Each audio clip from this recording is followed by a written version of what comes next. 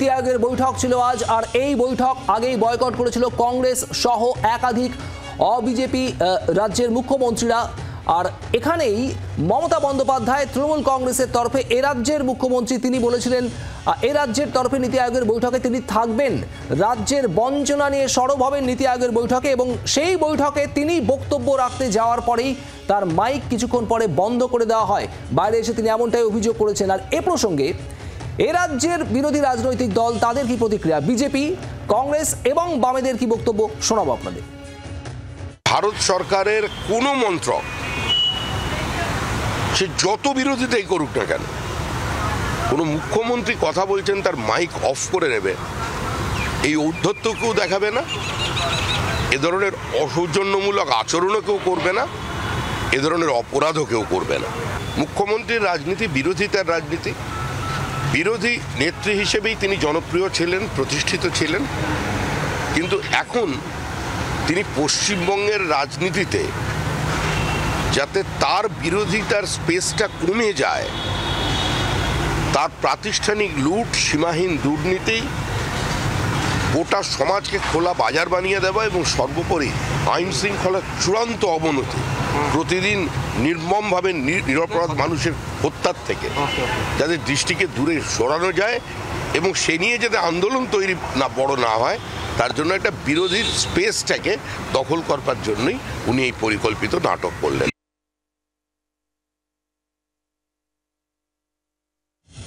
মুখ্যমন্ত্রী কি করবেন এটা স্ক্রিপ্টেড। কলকাতা থেকে আসার আগে তার স্ক্রিপ্ট তৈরি, এবং সেই স্ক্রিপ্ট অনুযায়ী অর্থাৎ এটা আগে থেকে তার তৈরি করা কতগুলো নাটকের দৃশ্য, এবং সেই দৃশ্যে কি কি হবে আপনাদেরকে আগেই বলে দিয়েছে। নীতি আয়োগে কি হবে, কি হতে চলেছে, উনি কি করবেন, মোটামুটি তার একটা বর্ণনা উনি আগে দিয়ে দিয়েছেন আপনাদের, তার একটা ইঙ্গিত আগে উনি দিয়ে দিয়েছেন। ওখানে ওনাকে বলতে দেওয়া হলে ভালো, না দিলে বেরিয়ে আসবেন, রাজ্যের কথা বলবেন, সব যা যা বলেছিলেন ওখানে যাওয়ার পর তাই তাই ঘটল। অর্থাৎ তিনি যে নাটকের স্ক্রিপ্ট তৈরি করেছিলেন, নাটকের যে দৃশ্য তিনি তৈরি করেছিলেন, সবকটা দৃশ্যের সঙ্গে তার পরবর্তী নাটকের যে উপস্থাপনা সেগুলো সমান সমান হয়ে গেল।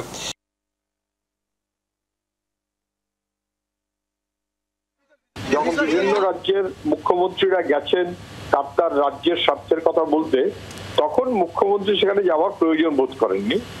যখন বিরোধী দলের নেতারা যাওয়াটা ঠিক বলে মনে করছেন না, তখন উনি যাওয়াটা ঠিক বলে মনে করলেন। এটা বোঝাবার জন্য যে বিরোধীরা যাই বলুক না কেন, আমি ঠিক বিরোধীদের মতন নই, মোদিজিকে বার্তা দেওয়াটাও জরুরি ছিল। উনি সেই বার্তা দেওয়ার জন্য গেছেন, মোদিজির পৌরোহিত্যের সভাতে উপস্থিত থাকবেন, এটাই মোদিজির কাছে ওর পৌঁছে দেওয়ার সদর্থক বার্তা।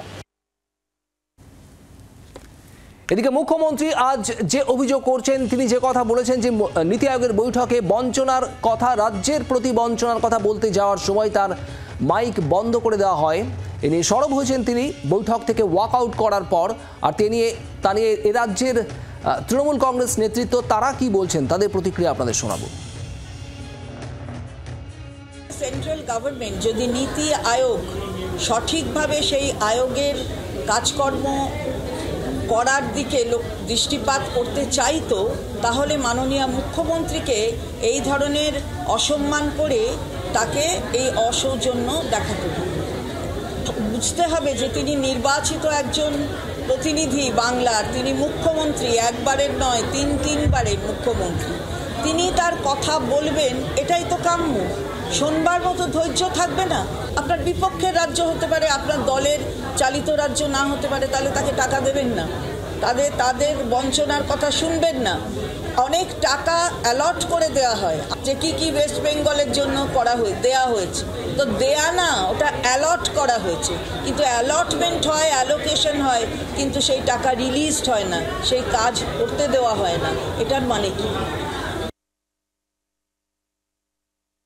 দিদি এবং বাংলা, এটা এখন সারা ভারতবর্ষে একটা সমার্থক শব্দ, অভিন্ন শব্দ। ফলে বাংলাকে বলতে দেওয়া হবে না, ন্যাচারালি দিদিকে বলতে দেওয়া হবে না, দিদির সময় কমিয়ে দেওয়া হবে। আমাদের মাননীয় মুখ্যমন্ত্রী তিনি গেছেন, সৌজন্য দেখিয়েছেন এবং তিনি আশা করেছিলেন যে ফেডারেল স্ট্রাকচারে, সংঘীয় ধাঁচায় তার কথা কেন্দ্রীয় সরকার শুনবে। তারা ওনারা শুনতে চাইছেন না, বোধহয় পরপর নির্বাচনের পরাজয়ের যে গ্লানি এবং অবসাদ সেটা তাদের গ্রাস করে আছে। নীতি আয়োগের বৈঠক থেকে মুখ্যমন্ত্রীর ওয়াকআউট, বৈঠকে তৃণমূল নেত্রীকে বলতে না দেওয়ার অভিযোগ, আর এই নিয়ে এবার সংসদে সোচ্চার হবে তৃণমূল কংগ্রেস।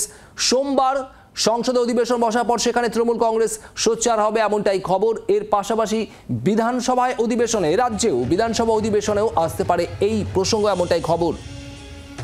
আরও একবার জানাবো আপনাদের, সংসদে সোমবার এ নিয়ে সোচ্চার হবে তৃণমূল। এর পাশাপাশি বিধানসভা অধিবেশনেও আসতে পারে এই প্রসঙ্গ।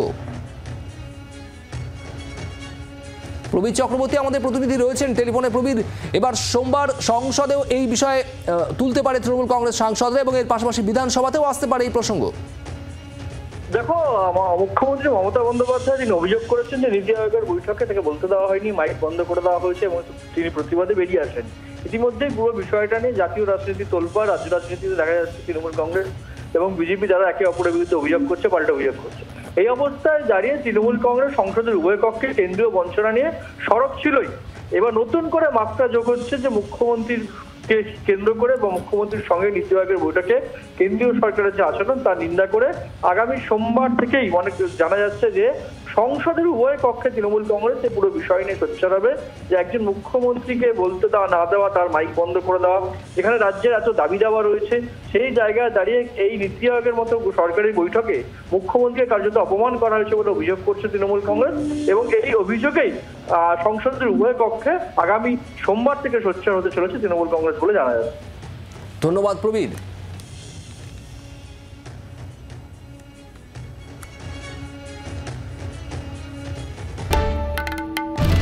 বাংলার আওয়াজ, বাঙালির আবেগ, জি 24 ঘন্টা।